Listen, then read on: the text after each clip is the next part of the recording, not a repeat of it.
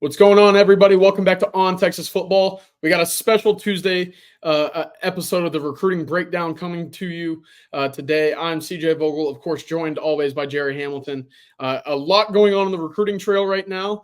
And before we dive on in, Gerry, do you mind telling us a little bit about our good friend Mark Saunders with Allstate? Yeah, thank you very much to Mark Saunders for being the sole sponsor of the recruiting breakdown. When it comes to protecting all your stuff, wouldn't it be great to have one place that protects it all?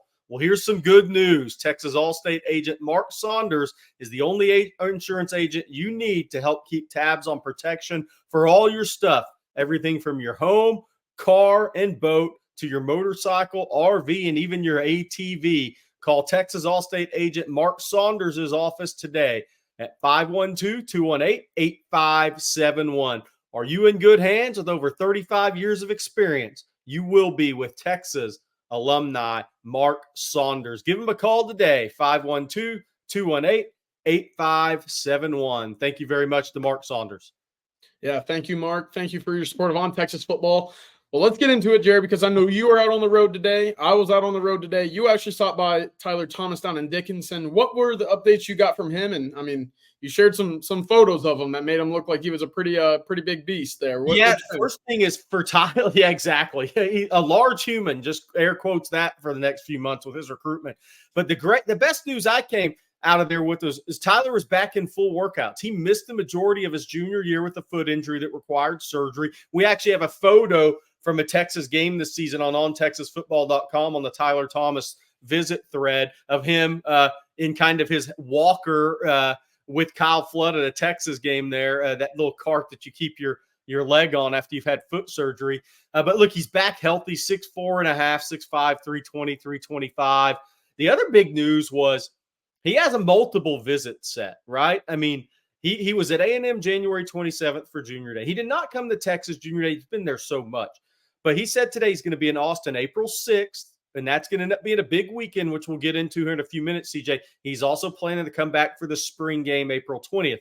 Before he steps foot back on campus in Austin, he's going to LSU March 9th. That is a huge visit weekend for LSU. We know Zion Williams, Dylan Battle from Texas, and now Tyler Thomas. There's going to be a lot of Texas guys in Baton Rouge that 9th weekend. And then A&M will be March 30th for Tyler Thomas. Tyler also told us he's got his official visit set to A&M for June 14th through 16th.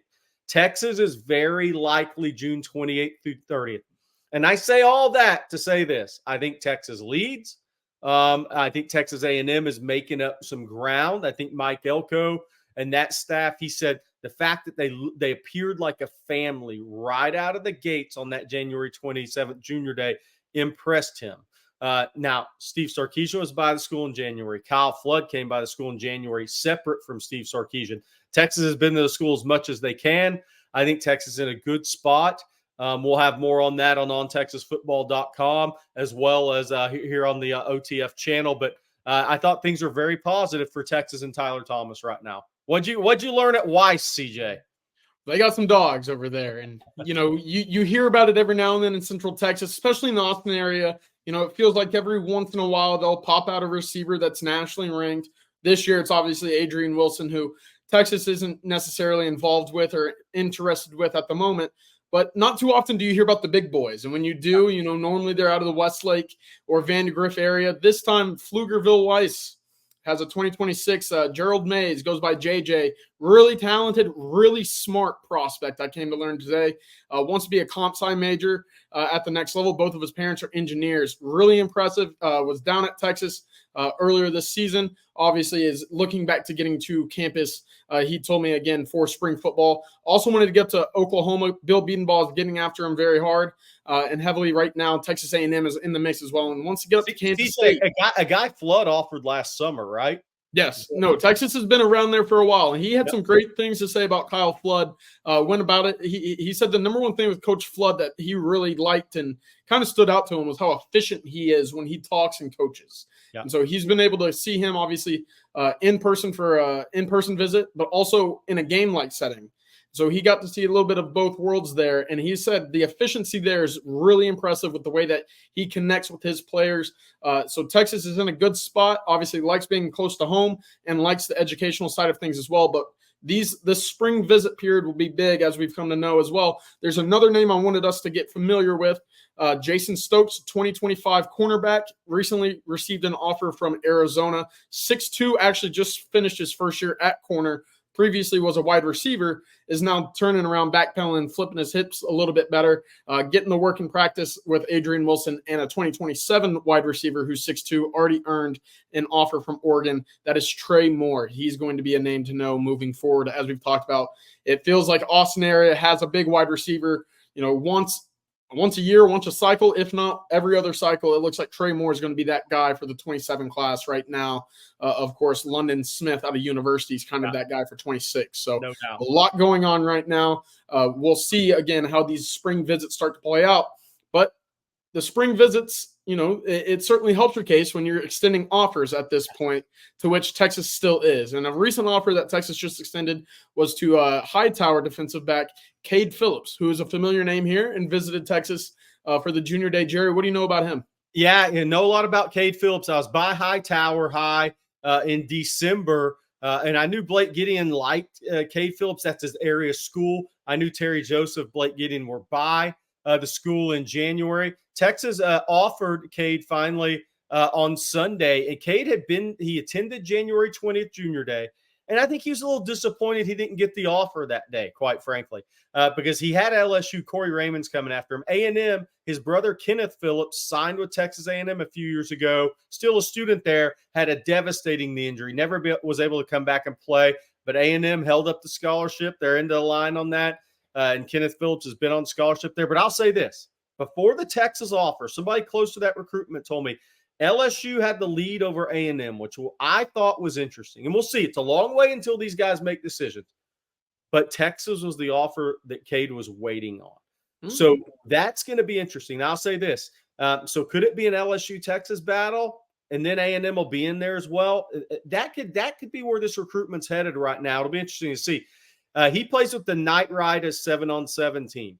Those guys are going to be in Austin again at the UT campus on Friday, March 22nd. If Cade doesn't have a track meet, then he might not make it on the 22nd, but he'd come up on the 23rd and 4th for the 7-on-7 in the Austin area. So there's a chance Cade's back on campus March 22nd. If not, Texas is going to try to get him on campus in mid-April, which we're going to start to go over some of those dates, CJ. Before we get to the real big offer news out of the Peach State, which we're going to save for last, because that's not going to be the last offer at the state of Georgia. No, definitely not. Real quick, you talked about Cade Phillips's track season, which might go into some of the visit dates. He was a regional qualifier in the long jump as a sophomore. He's got some spring in those legs, and something that Texas is certainly looking to continue recruiting in the defensive backs. But headed east to the southeast, to Peach State, like you said, Kenny Baker just extended an offer to defensive lineman Kevin Wynn, who goes by Juju out of Georgia right now. This is a big offer for a number of reasons. 6'4", 320 pounds. But Texas is getting involved here, and where it kind of felt like this recruitment was on a path of which we thought, might not have a chance. He dropped the top 10. It did not include Texas. That was actually on Monday. So about 20 hours ago, he dropped the top 10. Texas getting in late.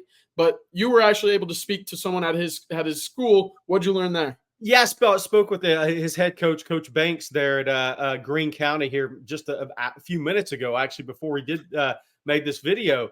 And here's the kicker with him. It's interesting. He did drop that top 10 Monday. I think FSU is in a pretty good spot early. I think Alabama and Georgia. I think those are kind of your top three. And then we'll see after that if any of those schools in the top 10. The interesting thing there is I'm going to look at my notes on this one, right? So he's going to be at FSU March 9th. Then he'll also be at Alabama probably in April. The interesting thing there is it's Kenny Baker that made the offer.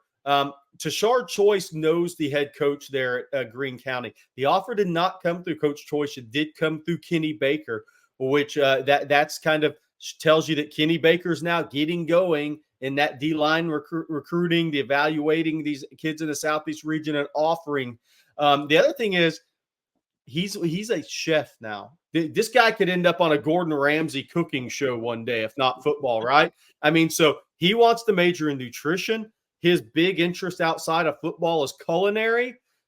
Texas could make some headway there. That'll be interesting to see. Now, he made a few junior days as well. He was at UNC, which did not make his top 10. Sorry, Coach Brown. NC State and Georgia. He had to cancel Tennessee and Florida due to weather. He's been on campus at FSU twice already, Alabama twice already, and we'll be going back to both of those this spring. So we'll see if Texas can make up some ground, how much ground they can make up. And the whole key with all these offers right now, whether we're talking Josiah Sharma out in Folsom, California, Myron Charles in Port Charlotte, now Kevin Wynn in Greene County in South Georgia, you got to get them on campus. These recruitments begin when they get on campus. So we're talking about 4-star guys, top 100 guys in the country. But the key here for Texas fans, remember, you got to offer a lot of these guys nationally to get 1 or 2. And the first thing you got to do is if you offer 10, you got to get 4 or 5 to visit. You got to hope to get 1 or 2 back for an official visit and maybe win out for 1 or 2 of those guys. That's the way this national recruiting game goes, especially at D-line, arguably the most coveted and important position in the SEC and in the Southeast region. Look at Alabama's teams, look at Georgia's teams, look at Clemson's teams. I mean, it's pretty easy to see. Absolutely. I mean, it's right there, right? Bright lights, boom, boom, boom. Defensive line, defensive line, defensive line. So those are real, true recruiting battles, even the likes this Texas staff hasn't been involved with yet. If you're going to offer a lot of these guys nationally, gird up your loins, man. I mean, these are real recruitments.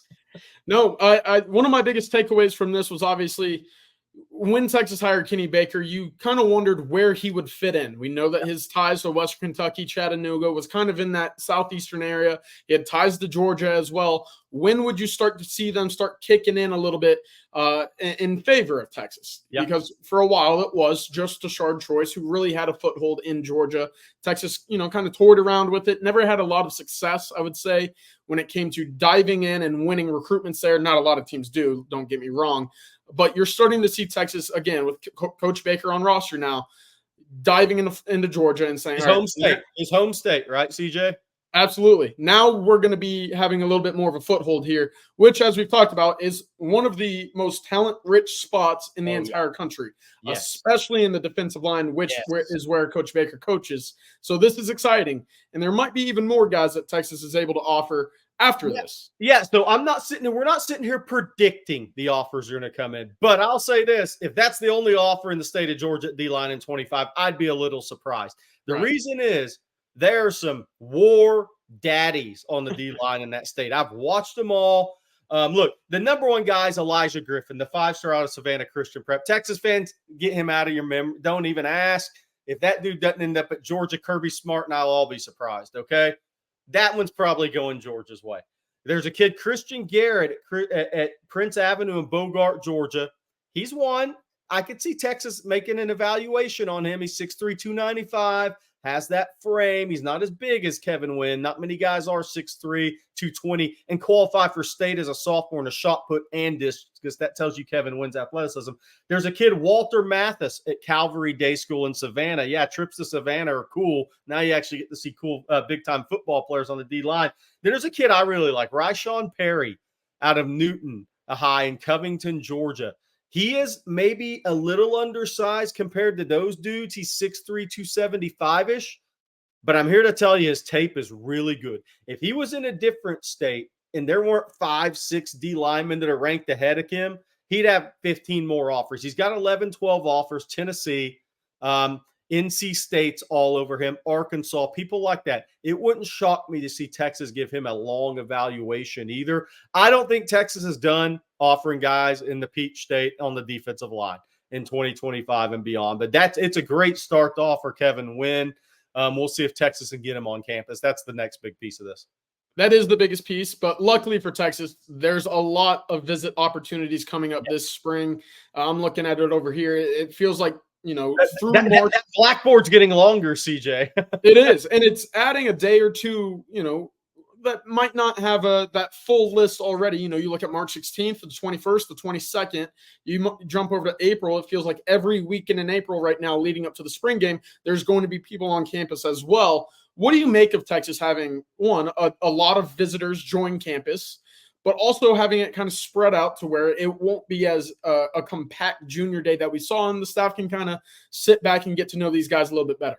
Yeah, I think the March junior days are going to center around 7-on-7 tournaments more than unless a guy pops in midweek, right? But during spring break, you're probably not going to have guys on campus, right? Because who are they going to hang out with? I mean, not Quinn, not any of the players. So, but look, so April 6th, it feels like could be more of an offensive weekend. You already have John Mills, the on Texas 4-star interior offensive lineman from St. Ignatius in San Francisco, scheduled to be in. Now Tyler Thomas from Dickinson tells me he's coming in. Is that the day Michael Fasusi and his family come in? We'll see, but I'm betting there's a chance. Yeah. I'm betting there's a chance, right? So that kind of is lining up to maybe that's Kyle Flood's weekend, right, or offensive weekend. But we've seen that before, Jerry. Yeah.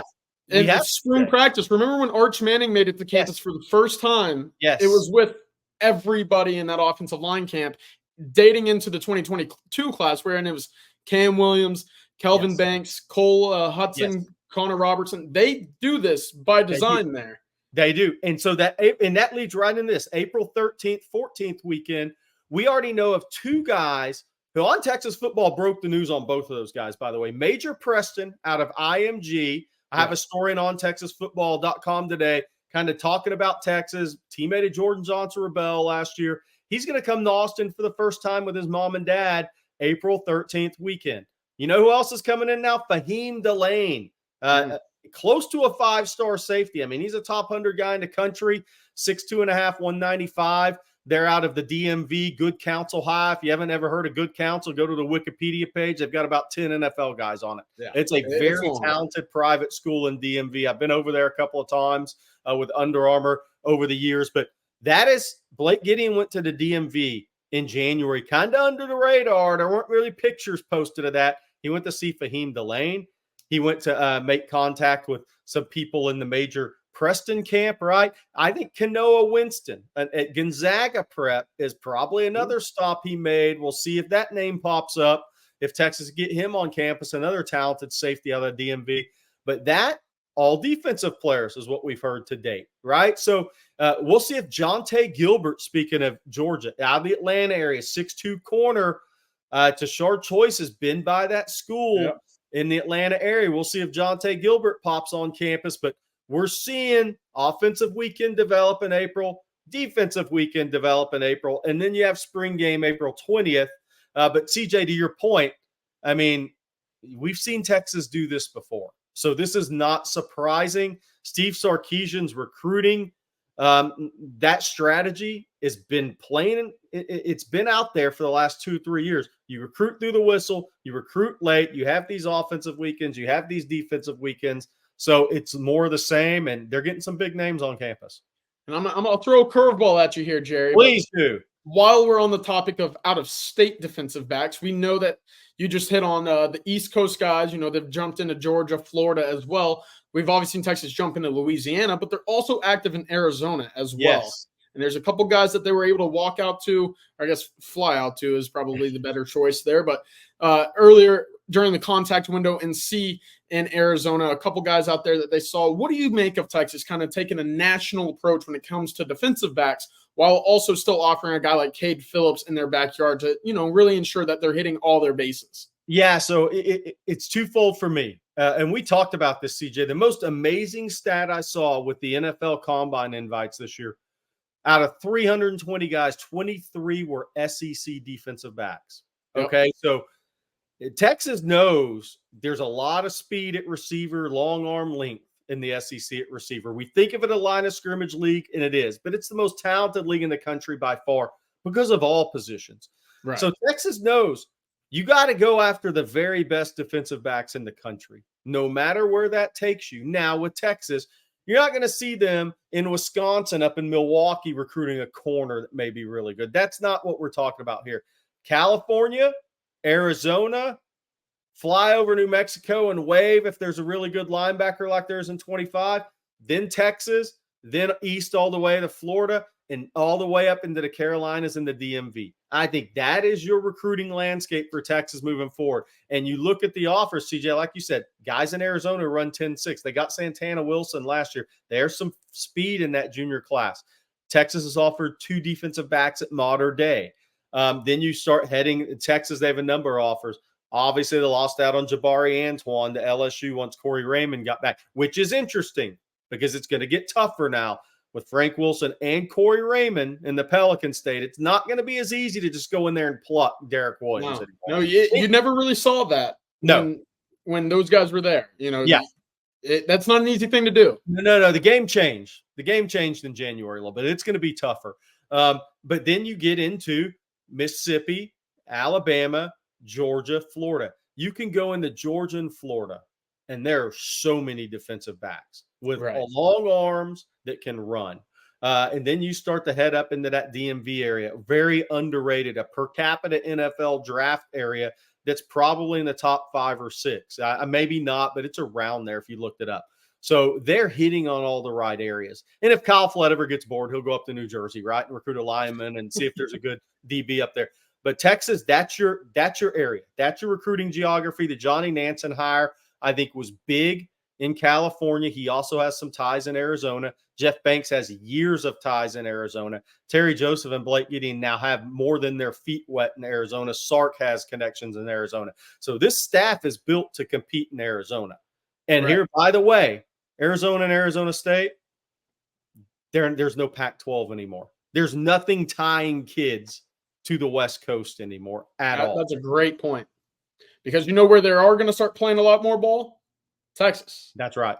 And so they're already going to be looking to that area or that region really beforehand when they're in high school to say, you know what, if I'm going to play at the next level, it's going to be in the central time zone or further east. Yep. And if you can continue heading east and play better competition, why would you not? And so that's a great point there. Yeah. And hey, remember the video we did on Texas football with Silas Bolden, if Texas fans are, hey, if there's A&M fans on here, if you haven't seen that, he from Rancho Cucamonga talked about wanting to play in the SEC. That's the number one conference. It's the number one conference on every kid's mind, unless you're from Ohio. Michigan, let's be real, right? Or maybe on New Jersey in that area.